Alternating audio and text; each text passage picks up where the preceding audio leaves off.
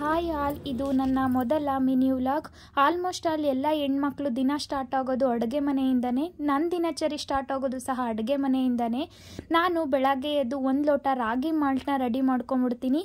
ಆ malt ready ಆಗೋ ಅಷ್ಟರಲ್ಲಿ ನಾನು ಬೇರೆ ಏನಾದ್ರು ಕೆಲಸ ಇದ್ದರೆ ಮಾಡ್ಕೊತೀನಿ. ತರಕಾರಿ ಕಟ್ ಮಾಡೋದಾಗಿರ್ಬೋದು, ಸೊಪ್ಪನ್ನ ಕ್ಲೀನ್ ಮಾಡೋದಾಗಿರ್ಬೋದು ಮಾಡ್ಕೊತೀನಿ.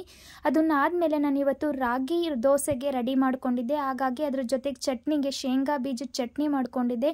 ನಾನು ನೀವೆಲ್ಲರೂ ಮಾಡ್ಕೊಳ್ಳೋ ಥರನೇ ಚಟ್ನಿ ಮಾಡ್ಕೊಳ್ತೀನಿ. ಹುರಿದಿರೋಂಥ ಕಡಲೆ ಬೀಜ, ಮೆಣಸಿನ್ಕಾಯಿ, ಸ್ವಲ್ಪ ಬೆಳ್ಳುಳ್ಳಿ, ಸ್ವಲ್ಪ ಜೀರಿಗೆ, ಹುಣಸೆಹಣ್ಣು, ರುಚಿಗೆ ತಕ್ಕಷ್ಟು ಉಪ್ಪು, ಸ್ವಲ್ಪ ಕರಿಬೇವು, ಕೊತ್ತಂಬರಿ ಸೊಪ್ಪು ಮತ್ತು ರುಬ್ಬೋದಕ್ಕೆ ಎಷ್ಟು ನೀರು ಬೇಕೋ ಅಷ್ಟು ನೀರನ್ನು ಸೇರಿಸ್ಕೊಂಡು ನುಣ್ಣದಾಗಿ ರುಬ್ಕೊಂಡ್ಬಿಟ್ರೆ ಕಡಲೆ ಬೀಜದ ಚಟ್ನಿ ರೆಡಿನೇ ಆಗೋಗ್ಬಿಡುತ್ತೆ. ಇದ್ರ ಜೊತೆಗೆ ನಾನು ರಾಗಿ ದೋಸೆನ ಮಾಡ್ಕೊಂಡಿದ್ದೆ. ತುಂಬ ಟೇಸ್ಟಿಯಾಗಿ ಬಂದಿತ್ತು.